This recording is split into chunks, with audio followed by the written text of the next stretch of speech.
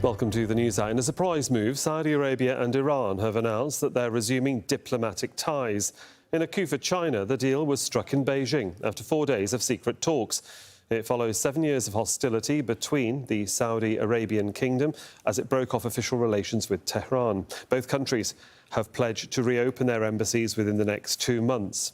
Iran's top security official said the deal aims to consolidate Tehran's ties with nations across the Islamic world. We have been here in Beijing for 6 days. I held talks with my Saudi counterpart that led to the agreement to normalize relations. We agreed with Saudi Arabia to open a new page based on the interests of the two countries and on regional security, and to promote stability instead of exacerbating tensions. We hope this will contribute to the establishment of security and development in the region and balance the behavior of foreign powers and their distance from our region, to which they came without permission. We look forward to this agreement contributing to the consolidation of our relations not only with Saudi Arabia, but also with the countries of the region and the Islamic world. The enemy, especially the Zionist entity, feels frustrated and despaired by this agreement. Our diplomatic editor James Bays is standing by at the United Nations headquarters in New York, as is our White House correspondent Kimberly Halkett in Washington, D.C. But first, let's chat to Ali Hashim, who's live for us in Tehran. And Ali, let's just begin with what has been agreed.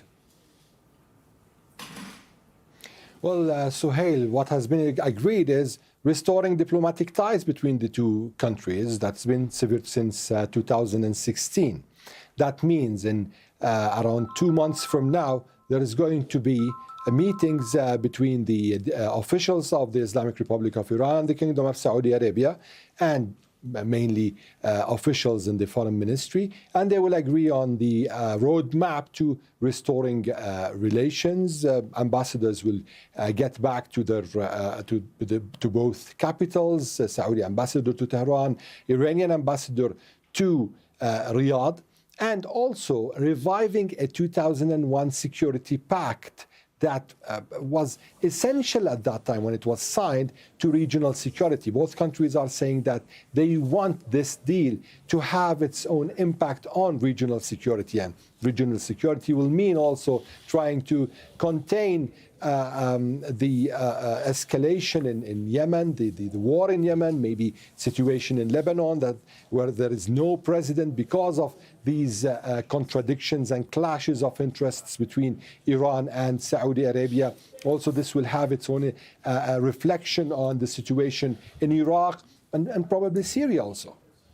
In the hours that we've heard about this news, Ali, we're getting the general impression that regional capitals in the Middle East are surprised about this announcement, as most probably as many as media organisations are as well. I mean, what's the reaction from Baghdad? I know you've mentioned Iraq just now, but there must be surprise. Well, Suhail, interestingly, this path started in Baghdad in 2021 and continued throughout 2022. Former Prime Minister Mustafa al-Kadhimi was the first to mediate between the two countries. Even before Mustafa al-Kadhimi, the other prime ministers tried to do that between the two countries, but it was during the Kadhimi's time that officials from Iran and Saudi Arabia met for 5 times, 5 rounds of talks in Baghdad, and also other sessions on security levels in Oman. But of course, for the Iraqis, this wasn't a surprise with respect to the result, but it was a surprise with respect to the timing. No one thought that this is the deal that everyone was talking about. Everyone was thinking that a deal is going to be between Iran and the United States on a prisoner swap, but not between Iran and Saudi Arabia on reviving or restoring diplomatic relations. Ali Hashim there for us in Tehran. Thank you.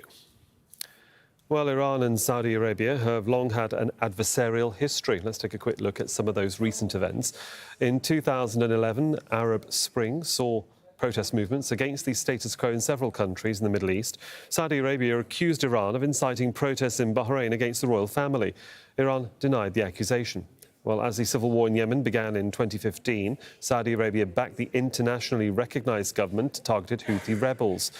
Strongholds. Now, Iran was widely accused of backing the Houthis militarily. It said it provided political support.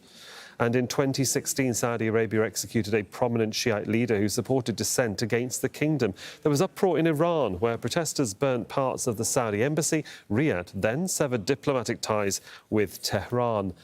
And in 2019, Saudi Arabia's state-run oil company was hit by a Houthi drone attack. 5 million barrels a day of crude production was affected, close to half of the kingdom's output, and Iran denied any involvement there.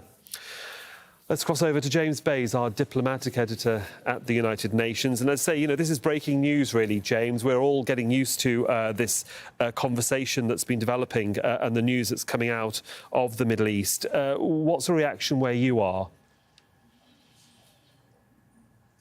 Well, certainly the United Nations is welcoming this. The Secretary-General was briefed on it first thing this morning as soon as the news emerged here in New York, and a very positive reaction. He believes that this could be good news for the entire region. We heard Ali talk about the situation in countries like Lebanon and Iraq. Yemen, I think, is the one where the UN will be most interested in this.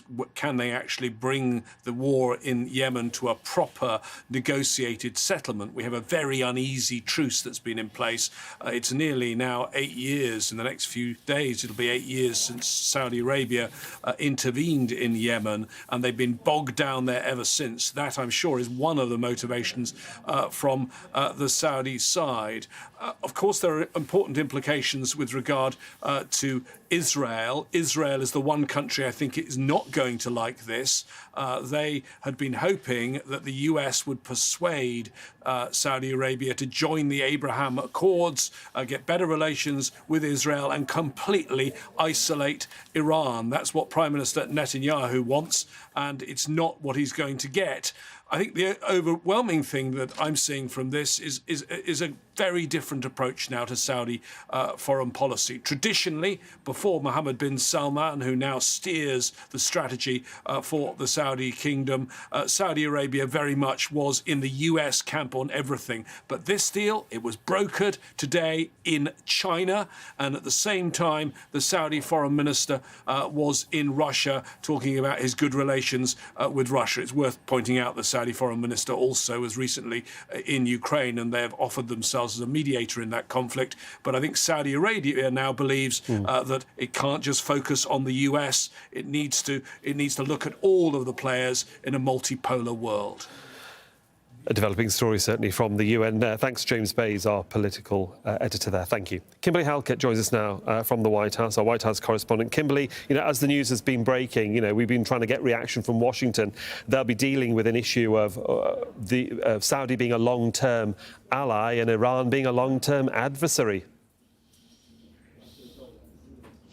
Yeah, and speaking of adversaries, the White House seems to be somewhat sensitive that its other adversary, China, is the one that seems to have brokered this deal in terms of now the resumption of ties between Iran and Saudi Arabia. And when asked about this, the spokesperson, John Kirby, somewhat sensitive when speaking with reporters, really pushing back on the assertion that perhaps there is some waning diplomatic power in the part of the United States, that usually it's the United States that is brokering these type of agreements or sort of understandings, and really pushing back on this, saying that the United States was welcoming this, seeing it through the lens of efforts to help end the war in Yemen and de-escalate the tensions in the Middle East, and still acknowledging, though, that it did not have a hand in any of this. And in fact, though, saying that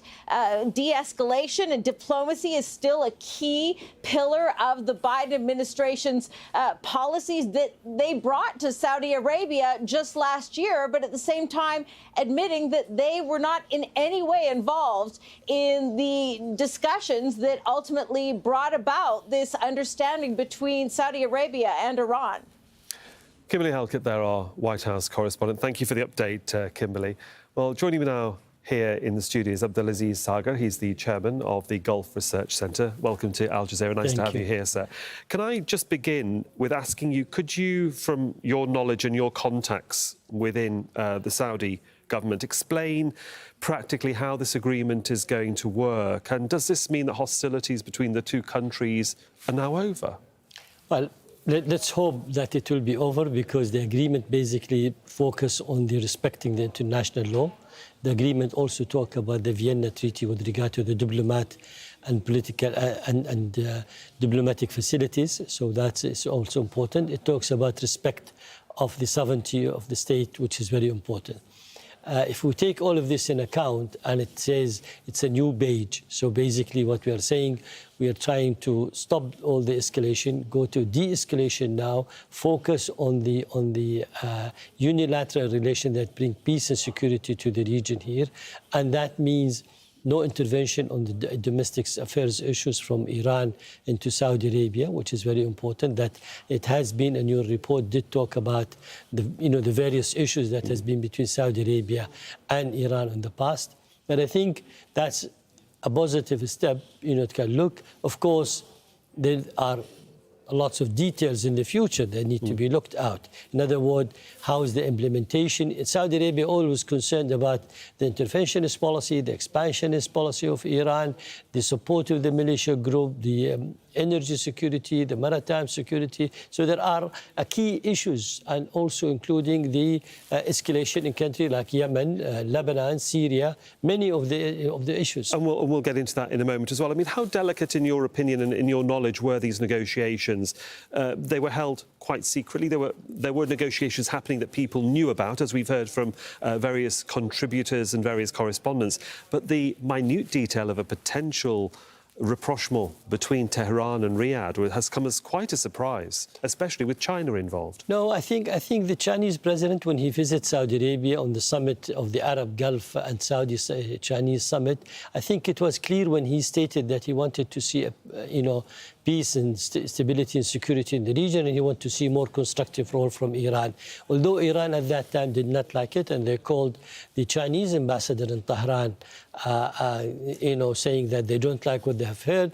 But as soon as the Iranian president visited Beijing, it was very important that the message was delivered, being the largest partner of both sides. I mean, Saudi and the Gulf, it's almost $130 billion with China, so we're the largest trading partner with China. There is almost 36% of China import of energy comes out of the Gulf countries. But at the same time, Iran is the biggest buyer of the Iranian energy is China. So this is why there is a big and interesting relation both, and this is why China had the leverage on the also absence of Russia being very busy with the Ukrainian crisis. China had the best.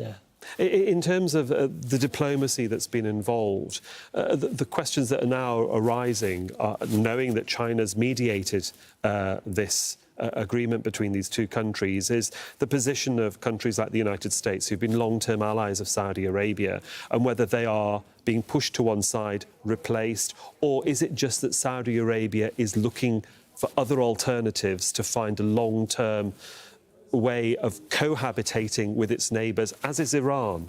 Well, unfortunately that the US did send some wrong messaging before to the region here, including reallocation of the forces, reducing their involvement in the region, asking the region to not responding at the time when we wanted to respond. In your report, you talked about Shigeg and Begeg, the oil facility, where we've lost half of our oil production for a month.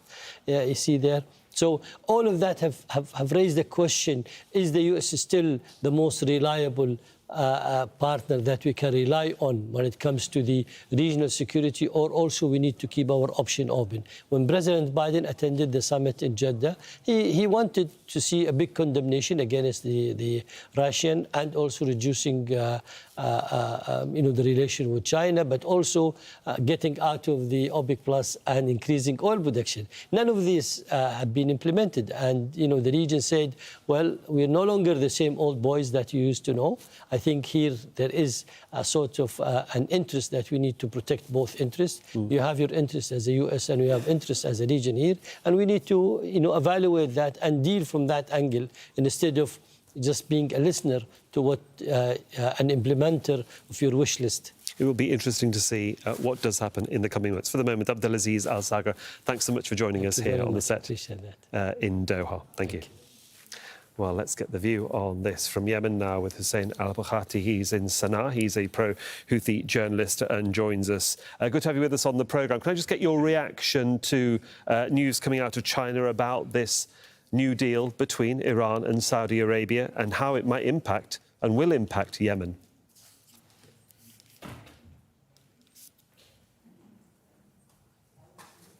I don't think it will have any impact on Yemen. I mean, we remember that when the war started on Yemen on 26th of March 2015, Saudi still had ties with Iran. They only closed the embassy in January 2016. So the reopening of their embassy or closing it again in the nearby future, it will not actually affect Yemen's. But as Mohammed Abdel Salam, the spokesperson of Ansarullah, he has made a comment about this latest agreement between Saudi Arabia, and he said that the region actually is in need for normal relation to return between all Islamic and Arabic nations, especially in this region, to face together what he called the Zionist and the American intervention in Yemen, which he said that intervention actually invest in dispute between countries. That's why here in Sana'a, of course, they will welcome any agreement either between Saudi Arabia, between Iran, or between any other Arabic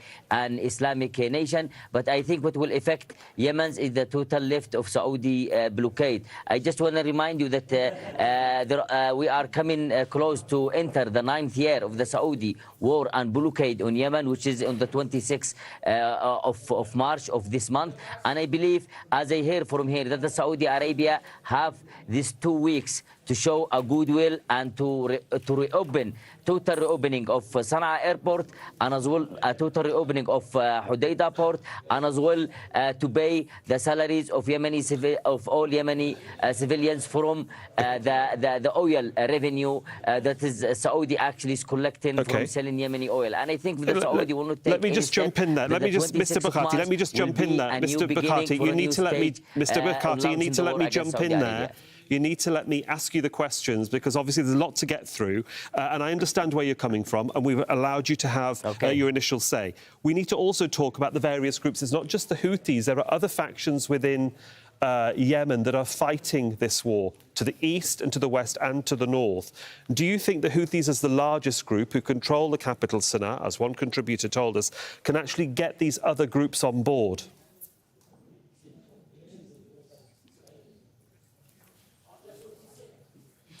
Here in Sana'a, they have, especially Ansar al-Houthi, they have always called for an internal meeting and agreement between Yemenis without any Saudi intervention. But as you mentioned, these all groups, they are actually just tools or toys of Saudi Arabia and United Arab Emirates. They are even fighting each other. And what is actually important for Sana'a, as they say, is it will be their main goal is a total liberation from Yemen, and this liberation will be from any foreign troops in Yemen, and it will be from to fight those troops who are actually loyal to this intervention and occupation on Yemen. And that's why they are very creative, but they have always welcomed any talk with any of these groups, either in the south or even though the Muslim Brotherhood, but they should actually cut their ties with Saudi Arabia, or they should not be used for Saudi Arabia and United Arab Emirates as tools to destroy Yemen. Indeed, I think there's a lot of discussion, talking and negotiation to happen within Yemen itself. We shall see what happens, certainly in the 2 weeks that you're talking about. Hussein al-Baghati, thanks for joining us from Sana'a. Plenty more ahead here on the Al Jazeera News Hour, including